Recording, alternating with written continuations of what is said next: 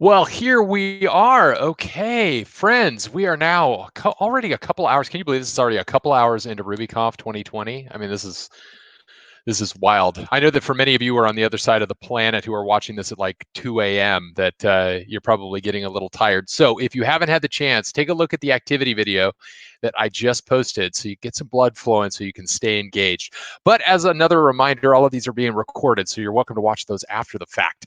But let's get started. All right, so who we've got coming up right now is somebody that I've seen talk a few different times, as well as has participated in an event I helped run this last year. So he is very, very engaging, and I hope that you're going to find that at the very least, his gloriously well-prepared suit presentation is a game. So I would like to introduce Brandon Weaver. And he's going to be giving a talk that I think that for many of you you're going to find really interesting and captivating and resonate with. So without further ado, let me introduce our next speaker, Brandon Weaver. Oh, thanks for the intro. Well, I asked what I should wear today, and they said, do whatever suits you. So I did indeed suit me. So anyway, jokes aside, let's go ahead and get into it. So hello there, everyone from RubyConf. I think we're about ready to get started. My talk is a part of a series called The Tales of the Autistic Developer. And this particular story is called The Expert. So expertise then, what exactly is it? It's a really hard to quantify thing. Can it be measured? Well, not really easily, but at the same time, we have some ideas as to what its path might look like and what those who are further along that path might start to become. It's a state in which you exceed in a field, stand as an authority, a source of knowledge and inspiration to all of those around you. And for someone with autism, in a particular obsessive streak, expertise feels like a natural evolution. I mean, after all, it's just going further down that path to infinite knowledge and wisdom, isn't it? Well, you see, that's the problem. Expertise and its pursuit are perhaps the most dangerous part of an autistic person's career, if not any person's career. Dangers which can make a person substantially more toxic to a workplace and likely to rot out everything around them.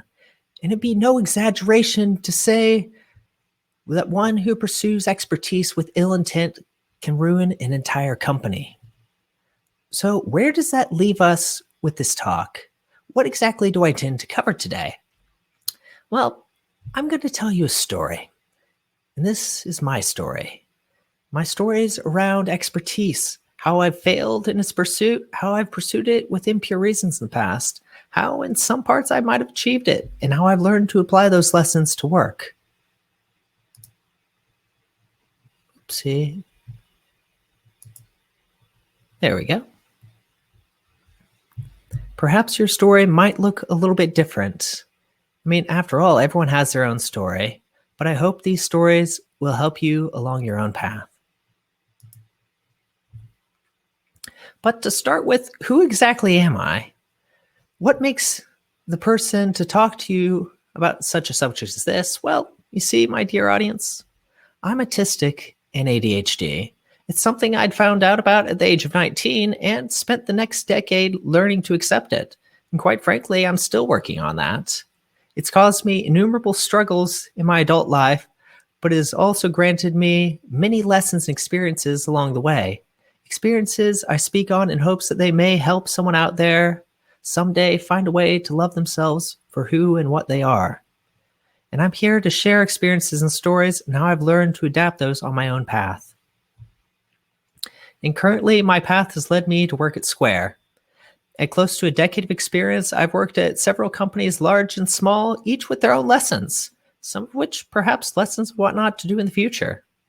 My current job at Square has me working as an organizational leader across platform and infrastructure engineering, working to lead our Ruby community on topics such as language standards, education, architecture, and a gamut of other topics. Now, as to how I went from being a positively disorganized and unable to function executively to roles beyond senior engineer, well, that's a story for another day.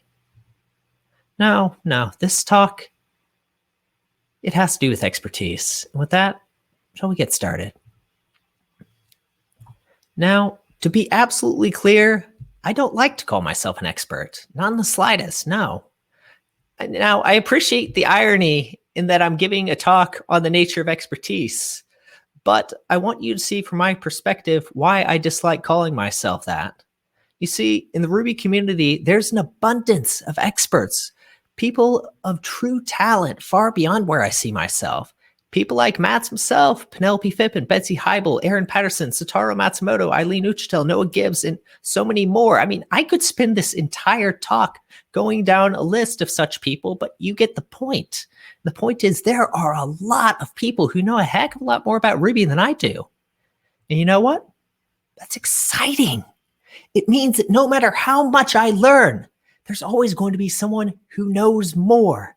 And because of that, there's so much further I can go on my own path. But let's start with a story. When I started in platform and infrastructure engineering, I was greeted by one of the directors who exclaimed very happily, "So you're the Ruby expert." You remember that bit about me being a slight bit touchy about that title? Well, in that moment, I went through every reason why it was wrong, why I had no business taking that title, but I choose to let it be. It's a thing called taking a compliment, and quite frankly, I'm absolutely horrible at it. I reached out to others afterwards and talked through it with them. I expressed my concerns, said some of my feelings, and one of them, which is a very dear friend of mine, started laughing and said, "If you're not a Ruby expert, then God help the rest of us." And that really touched me. It meant a lot. In many ways, I was refusing to accept how others saw me, both at work and in the industry. And in some ways, that undermined their faith in my abilities and my own faith in myself. Imposter syndrome likely played no small part in this. But as I said, it was getting in the way of me working effectively and leveraging my skills to truly help others. Now, in my head, I still believe I won't ever truly live up to that title, and I may never, and that's okay. Sure, when I was maybe 5 or 10 years younger, I would have gladly accepted. But a decade of programming has, if anything, highlighted just how little I truly know. Where I may be an expert in some fields of Ruby, I'm absolutely hopelessly clueless in others. Now, this talk isn't supposed to be a lamentation on whether or not I'm an expert. It's a reflection on a few of the archetypes of expertise I've embodied and seen on my journey, the mistakes I'd made in their pursuit, and the damage I'd caused along the way, and how I'd finally, in some small part, matured to use them more effectively. There's still a lot of growing I need to do, and very likely future me will see current me as abundantly foolish as well. But in the meantime, I'll do the best I can with what I have, and I will be harsh on myself, of course, but I believe this is necessary to growth, to hold myself to account for all of my actions, especially as I'm trusted with more power and responsibility. I have to be harsh in relation to that to make sure that I'm growing to be safe for others. While the solutions I may offer sound simple or be presented as such, they're results of years of wisdom from others as well as my own journey, and oftentimes the simplest answers are the hardest to learn. And it certainly was in my case. It took me a decade to even learn half of them, and it'll probably take me the next 2 or 3 decades to actually embody them. But with that, let's take a look into some of the archetypes of expertise along my path and the stories which came from them.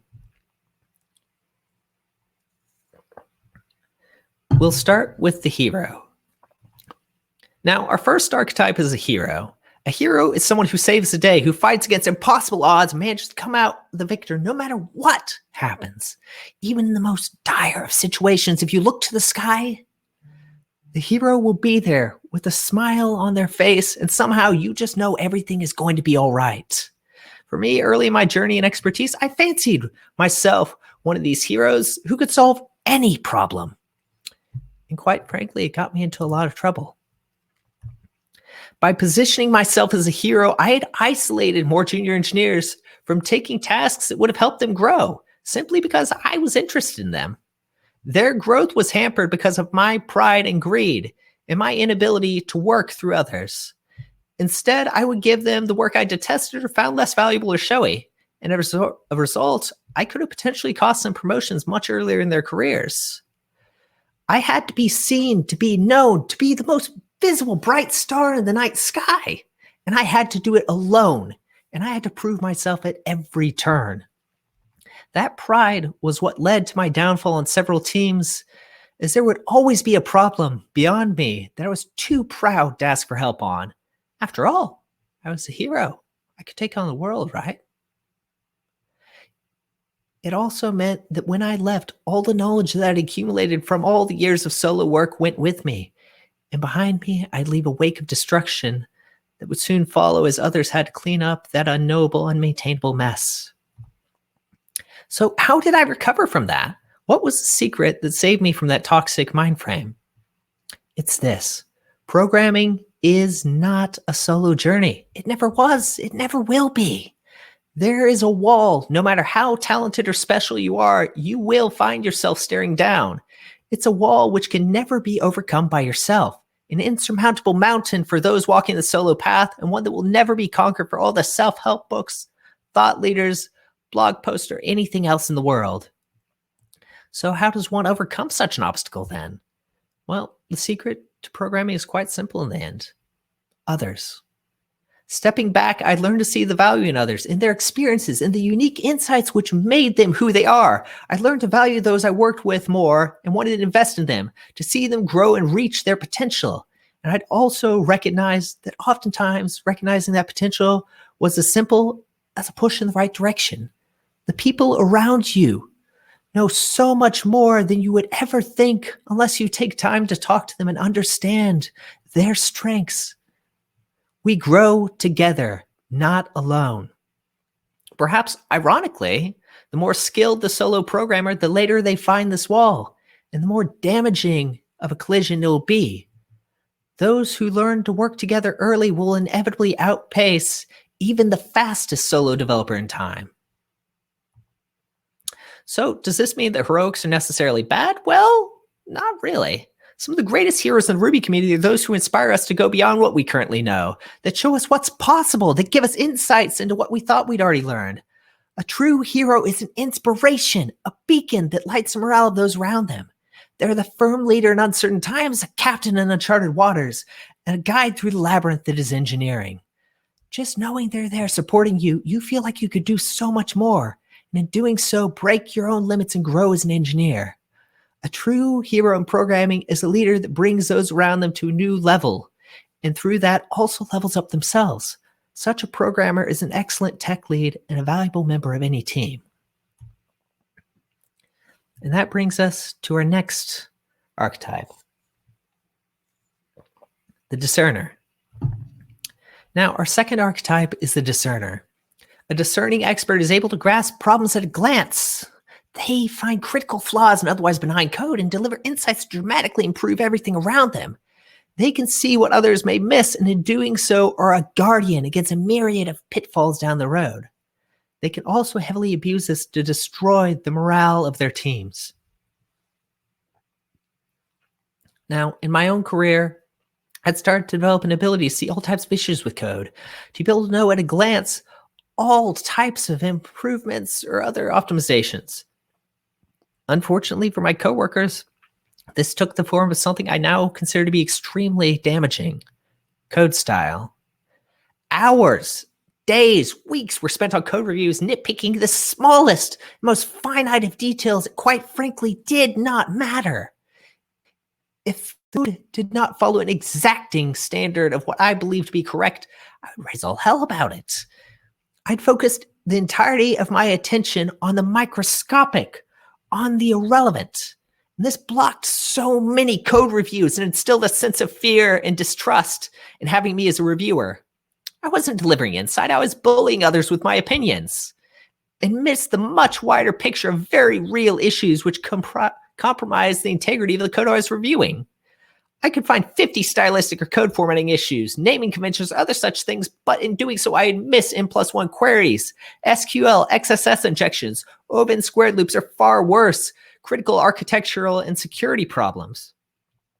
Because of my personality, this was also used to belittle the knowledge of others. After all, they didn't know language, and I'd take some smug satisfaction out of this. It was my goal to prove that I knew more through these petty comments and critiques, and in doing so, I certainly made no friends. So, how does one improve on this? Well, this is going to be controversial, but I do want everyone listening to hear this. Code style doesn't matter. Pick a linter or a formatter and only one with an autocorrect feature and let it do that work. Stylistic nitpicks have no place in code reviews and should be relegated to tools. They are at best a measure of uniformity and at worst a severe distraction from what truly matters about code. Engineers should train to see larger issues, not just the microscopic nitpicks. Code reviews and the ability to see issues should be utilized to teach and guide rather than to tell. People are allowed to make mistakes, and they're required to do so to grow. I mean, I've certainly made several myself. The point of calling out a mistake is to only do so when the mistake would otherwise cause him harm. Now, a wise friend of mine once introduced me to a concept of blast radius, in which they would allow failure at a certain level depending on the impact it would cause to create learning opportunities. Sometimes the learning opportunity was that you yourself are very wrong, and the lesson is humility. So what does that mean for the strength of the discerner? Well, there's great strength in having clear insight and ability to spot issues at a glance. It's a skill cultivated from years of experience and familiarity with systems. And it provides a level of clarity that is critical to the success of larger projects. When used at the scope of a very senior engineer, this ability can be used to charter product roadmaps, adjust velocity, spot critical elements missing from an equation, influence senior leadership to the future of the teams, and so much more. It's a skill which inspires confidence. You see, those skills were pivotal in 2 of my promotions at my current job. It was spotting gaps that others had missed and being able to bring together a plan of how to deal with them. It was the ability to predict that future peril before it escalated to points of severity, and the ability to wrap those insights into actionable content and being able to finally deliver on them that led me to more senior roles. That insight also allows you to see the potential of others and help them grow. The discerner is an architect for a mature application through and through. And the person you want triple checking the blueprints before you start refactoring large portions of your application or start breaking apart a monolith. And that brings us to our third type, the creator. Now, our third archetype is the creator. And a creator is an expert that can build almost anything that you could imagine if they set their minds to it at a pace which others might find impossible or absurd.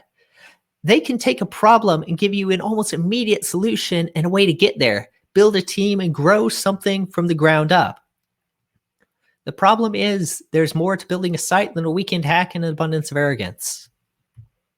Early in my career, I would see things as trivial, easy tasks could be done in a matter of hours rather than days. Why then did it take other people so long to finish those? It was a constant source of frustration and a projection of my idea of what was necessary to deliver a feature. The problem was that my interpretations of the requirements were wholly uninformed and missed several critical insights that would have collapsed my design. It was a lack of empathy and communication with those around me that led to severely underestimating difficulties and true struggles behind each feature. By believing that I could not only build the same thing myself, but substantially faster, I was creating an exceptionally hostile environment. And in some cases, I may have been right. It could have been done faster, but that also discounted the need of newer engineers to grow at their own pace without my assumptions. In other cases, I was absolutely wrong, and in doing so had forced others to cut corners to deliver on impossible tasks in timeframes that were not fair at all, and setting up a team for inevitable failure and burnout. So how does one overcome these issues then? I mean, sure, it could be done faster, but does it need to be? By stepping back and listening, pace could be more easily regulated. Speed is not the only factor which is important when constructing software. By focusing on how fast something could be done, I'd failed to account for the multitude of contingent factors and to focus on a scope that was not wise for me to pursue. The secret here is trust. Trusting in those around you to tell you problems they encounter and creating an environment where they feel comfortable to confide such things in you. By creating such an environment, you can have an honest discussion about issues that are encountered, and when necessary, help guide engineers back on track with insights and questions. Oftentimes, you may well learn something from the discussion as well. Now, this harkens back to the points on programming not being a solo effort. While I could do a few things faster, there's always going to be that wall there. And if one obsesses over how fast they could build a chair, they'll fail to remember they were supposed to build the entire house around it. Now, it should be noted that trust is not necessarily free, and not all act with good intentions. Some may well take advantage of this, and expertise, unfortunately, in some cases, is knowing the difference between the two. So, what exactly are the strengths of the creator then? Much like the discerner, this ability allows him to iterate over all the possibilities of how something might be done. The difference is that the creator is concerned with the initial construction, even if they never finalize and perform on it. That means they can provide insights to those who are blocked on certain tasks and help find solutions to get them moving again. It's the ability to grasp work you're not directly involved with or onboard quickly to figure out how you yourself might approach a problem. And it's further strengthened by the ability to understand how others may approach the same problem. The ability to not only have these insights, but communicate your thinking process to a team can be a significant benefit. When I started to learn this, I became substantially more productive as I learned to trust those around me. And when required, I was able to leverage this knowledge to take care of difficult problems with them. Now, I want you to hear this. Your coworkers are smart, incredibly so. Programming is hard, and they got here all the same. And that's really something beautiful and incredible. It also gave me the ability to warn them of potential pitfalls and things to watch out for in certain tasks. The creator overall is a dream for a greenfield project or a new company who need a seasoned hand to guide their growth into maturity. If you have a new product to ship, you want one of these people on your team. And our final archetype is the authority. The authority is a voice of seasoned expertise on a subject, a reliable source that can answer about any question you could think of. And even if they can't, they're able to find the answer in a matter of minutes. They're the accumulation of years of refined and distilled knowledge. They can also be incredibly arrogant and confuse opinion with truth and fact, and become some of the worst bullies on teams. The problem with believing yourself to be an authority is you have no wrong opinions. What you say is law, and those who fail to listen are foolish. For me, this became a tool to bludgeon others into submission on what I believe to be correct without fully understanding their concerns or feelings on the matter. It became an issue where I would see myself as a sole arbiter of truth in my field of expertise, and everyone else was surely wrong. I cannot begin to tell you how toxic that mentality is. Because of this, so many potentially brilliant ideas and considerations were crushed, ignored, and the people that had them were shut out. This lack of humility led to several bugs, issues, and other major structural issues in my code that could have been prevented had I just listened. The desire to be right and never show weakness or wrongness is one of the most dangerous things a programmer can do, because you most certainly will be wrong. And you most certainly will fail no matter how smart you are. Those who place themselves atop the highest ivory tower will fall the hardest when the tower collapses under the weight of their arrogance and pride. So what's the solution to this then? Well, the solution is to stop and listen. This required a lot of growing on my part. For as much as I thought I knew, there were swaths of programming I had no knowledge of. And there's always something to learn no matter who you're talking to. Now, granted, potentially that lesson is what not to do, but I find that to be very rare. By stopping and listening, I learned far more than I ever would have by talking through an entire meeting. I learned to ask questions, to seek, to learn, and to appreciate the strengths of my coworkers in ways I never had when I was busy running my mouth. Asking questions became a way to reframe rants and tirades into concentrated points and clarifications that would deliver substantially more value and insight into problems. Sometimes those questions were genuine curiosities. Sometimes they were meant to identify potential gaps, and sometimes it's best just to sit back and listen. Being an authority on a subject means you have a lot to share and that you can be a guiding force for those learning. It also means that you can condense these insights into simple answers and questions that will potentially lead to enlightenment and growth of your coworkers and perhaps even yourself. Through education and teaching, the authority can prevent bugs and issues before they catch the attention of a discerner. They establish a foundation of knowledge by which the productivity of an entire company can be multiplied several times over.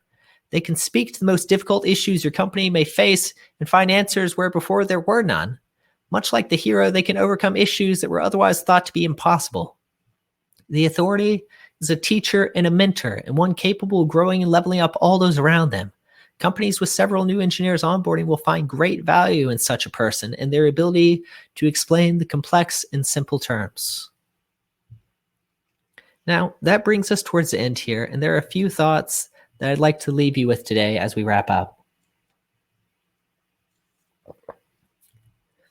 The first is on the dangers of seeking expertise. Expertise can be exceptionally dangerous and can lead to some of the most toxic coworkers if pursued with ill intent. A single rogue developer seeking expertise can destroy teams, organizations, and even companies if left to their own devices. One needs to recognize the potential dangers and areas of growth that are necessary to become an expert and do so in a healthy manner, and also to recognize those who have failed to do so and be wary of them. The second is on the wide range of expertise. It should be noted there are several types of experts, and even among experts, people rely on each other. I most certainly don't have the faintest of ideas how to write a C extension, contribute directly to Ruby or whole swaths of other fields, and likely won't for years to come. That said, I know several people who are exceptionally good at every single one of those, and they've been amazing friends and coworkers over the years. Interestingly enough, the ability to discern these traits in others is in and of itself a field of expertise and one of immense value. The third is the value an expert can provide.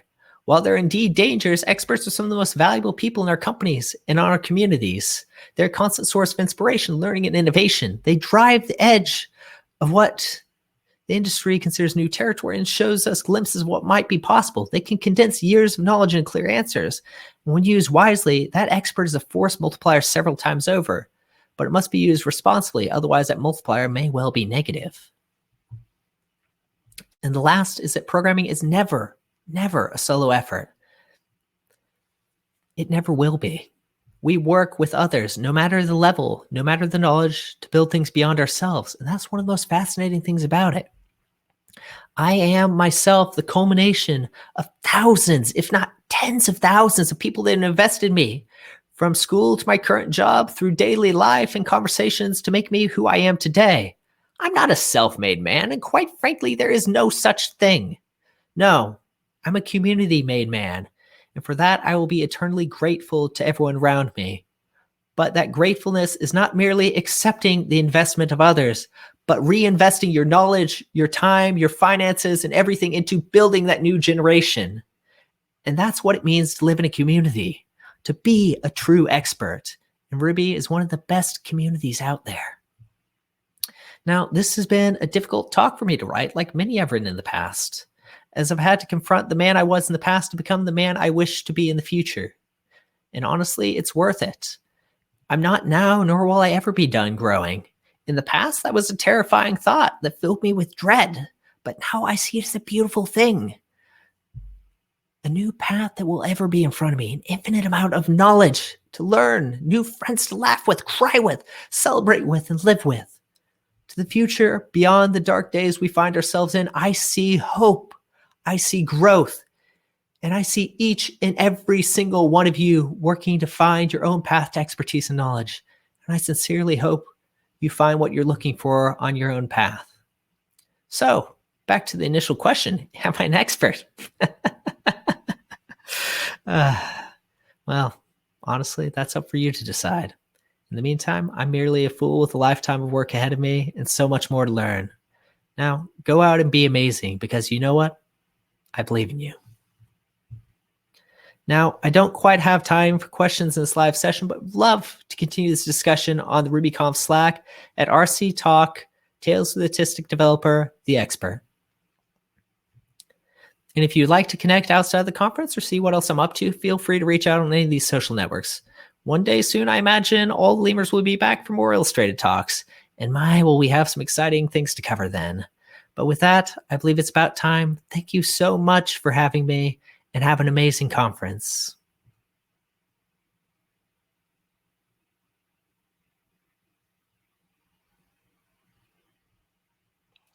Well, Brandon, I really appreciate that talk. Great. That was wonderful. And I think the sentiment that is endlessly scrolling here is to that exact same That exact same sentiment. Really, really wonderful. And thank you so much. So to everybody here in the chat who's watching now, please head on over to Slack. Let's move the conversation over there. Continue this as much as possible. So again, there is an _RC specific channel, Talk Tales of the Autistic Developer, the Expert, that you can find. So if you're browsing channels, head on over there. Let's do that. If you have questions for Brandon, let's move them over there as well, because we're effectively at time now. All right, with that being said, friends, let's move ourselves on to the next talks that we have on the docket. Take a look at the schedule, there is a channel specifically for that, so you can review the schedule there and find either the next live talk, or if you're participating in a workshop, well, the workshops are already active, but if you're participating in anything else, please do so. And of course, a huge reminder to you all, this community is only as vibrant as the conversations that happen in the community. So the more we can engage with one another as much as you can, please make sure to do that. All right. With that, let's move on with the rest of the day. Well, wait, let me check. I'm going to check notes. Hold on. It's time to check notes. Let's make sure that I'm not missing anything, as I have a tendency to do. I do want to mention this, though. I'm going to mention this before the next talk, but I might as well mention it now. That's okay. If any of you want to perform a talent, yeah, that's right. I said talent. Tell a story tomorrow during the conference fun session. Please make sure to direct message Barrett Clark, Allison McMillan, or Brian Mitchell. You can find all of them on the Slacks. They are your new bestie buddies. Because come on, talent. I mean, talent show during a virtual event. It's like almost karaoke, but better. All right, friends, it's been my pleasure. Again, my name is Adam Cuppy. Thank you so much to Brandon, and we will see you at the next sessions. All right, until then.